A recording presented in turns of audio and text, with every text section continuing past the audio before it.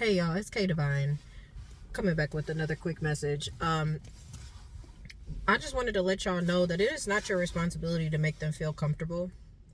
When people disrespect you, when people try to get over on you, when people try to do weird things towards you, when people are disrespectful, and then you either call them out on their behavior or you distance yourself to protect yourself and to protect your peace,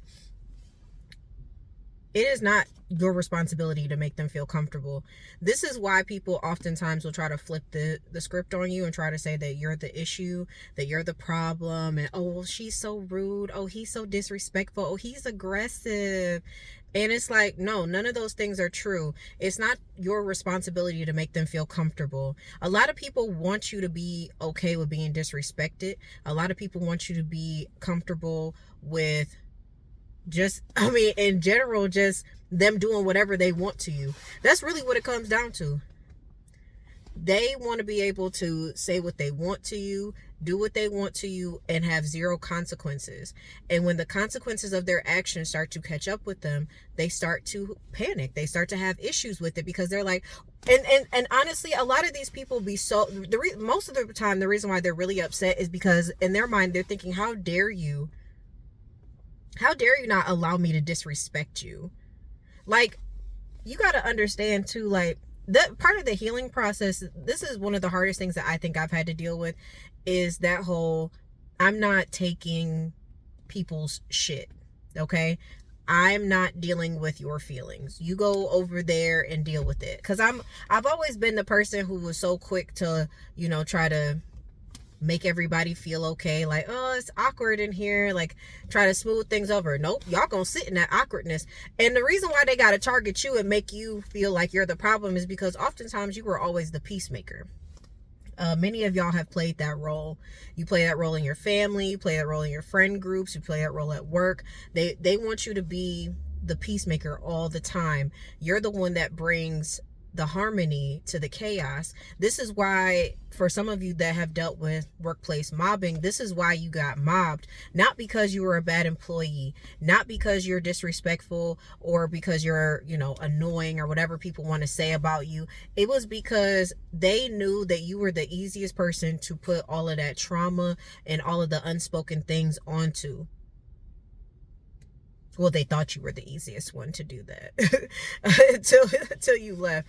Now they're having a lot of struggles with that. But it is not your responsibility to make people comfortable with, especially with the new you, with this new version of you. Like, you do not have to go out of your way to over explain yourself. You don't have to go out of your way to make people understand you, because honestly, a lot of these people are misunderstanding you on purpose anyways. They don't really care about you. They don't care about your feelings. They're not worried about you or your feelings. So you need to just take your time and take care of yourself, okay? It is not your responsibility to make them comfortable. 333 on my timer. It's not your responsibility to make them feel comfortable. Whatever they did, they have to deal with it. This is where projection will come to play in a lot of different scenarios.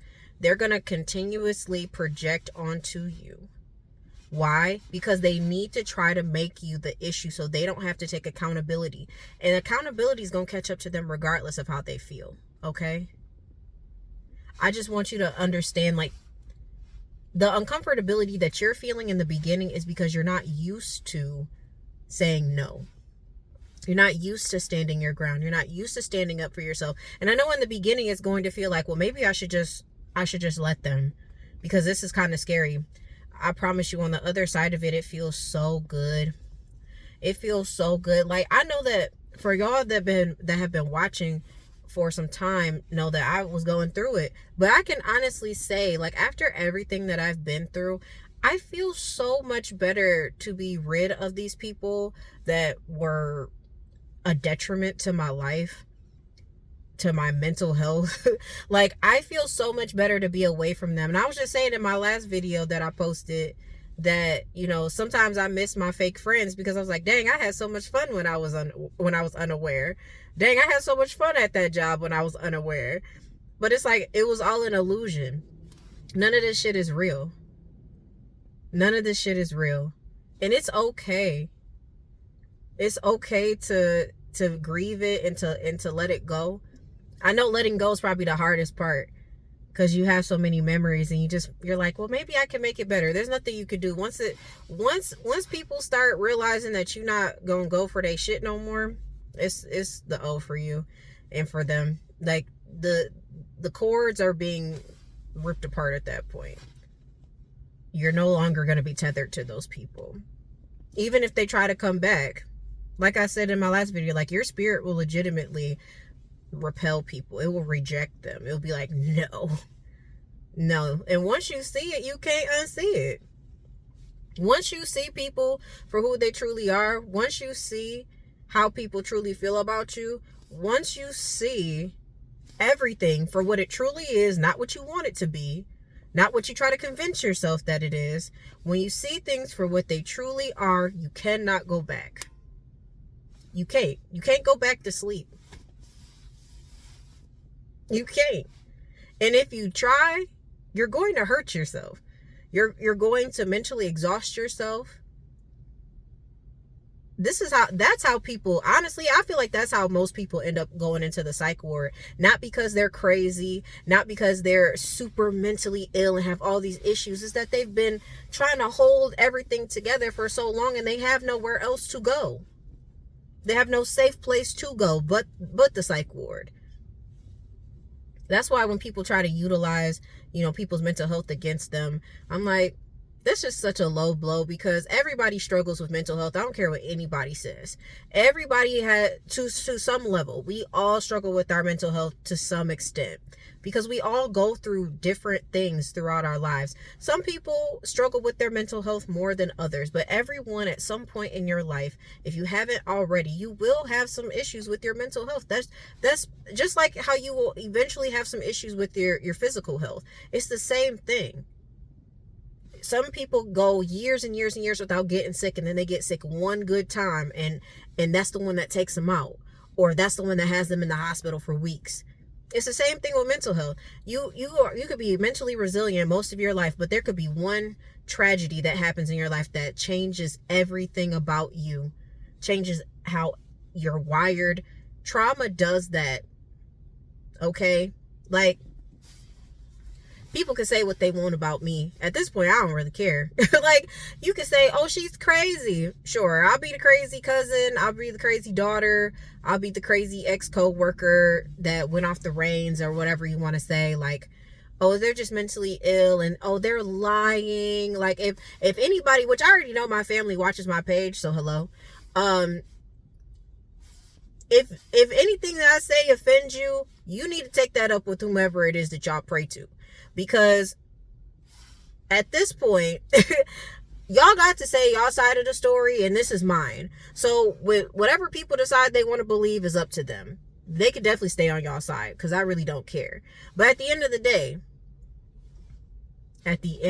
day, it is not your responsibility to make people feel comfortable. It is not.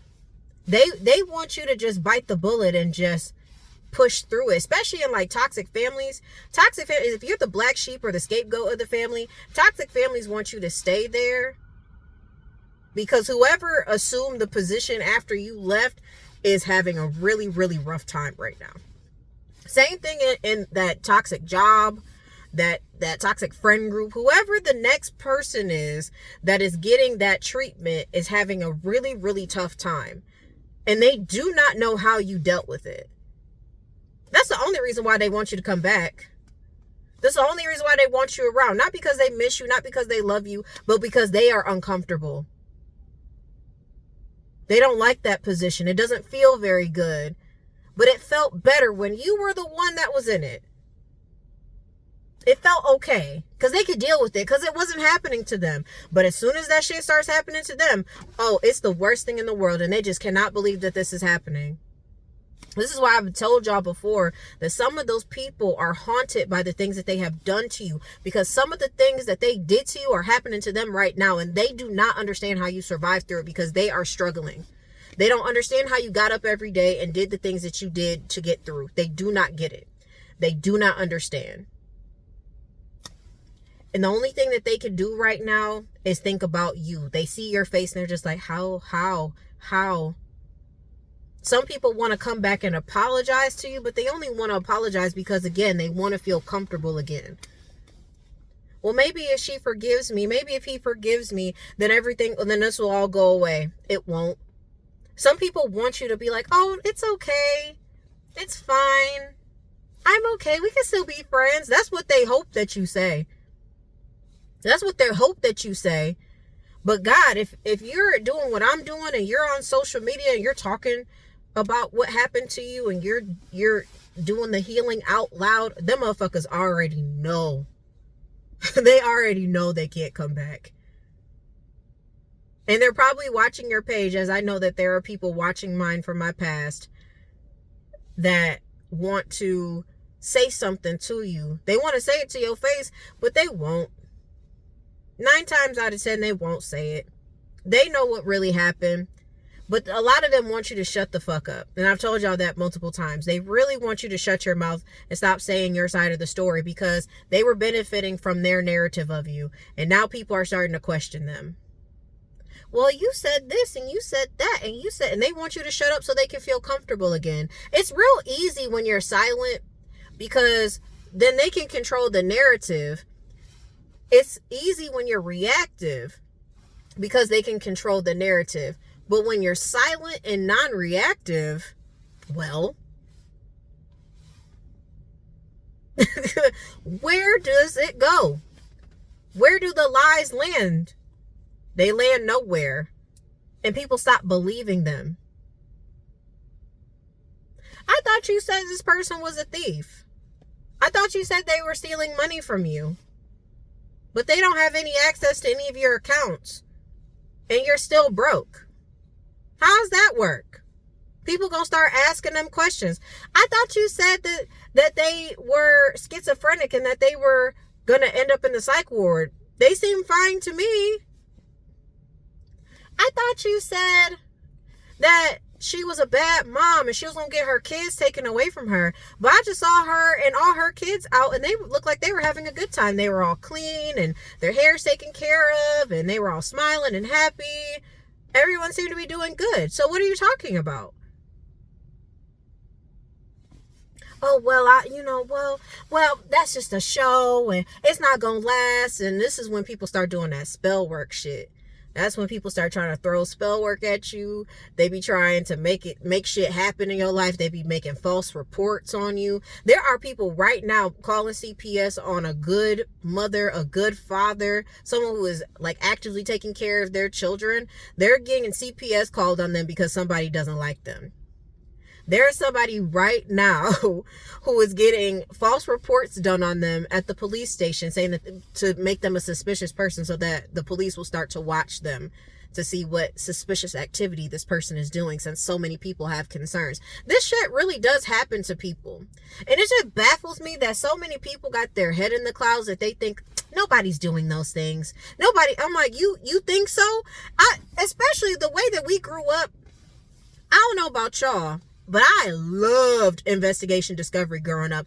Deadly Women, Southern Fried Homicide, all that shit. I loved all that shit. Now they got shit like Mean Girl Murders. And I'm like, if y'all think that they making TV shows, like, I think Deadly Women has like 20 seasons, if not more. They got 20 seasons of 10 plus episodes in each season of women who went and did some heinous shit. Southern Fried Homicide, who the bleep did I marry? They have seasons and episodes and all these different stories, and y'all saying people aren't doing those things. Mean Girl Murders, y'all should go watch that if you haven't, because some of those stories are so sad and all this shit is so petty. People be killing each other over dumb shit, and if you think that that your next door neighbor, the people who live in your community, or even you couldn't be a target at all for any of that shit just because, well, I don't bother people. People are bothered by you. Period. Nobody is immune to that shit. It could literally happen to anybody. It really can. And when it does happen to you, it sucks. When you are the person that is going through a traumatic time and you have nobody to lean on and nobody believes you, and then you finally make it out on the other side and you get to tell your story and people want you to shut the fuck up because you weren't supposed to make it out of that.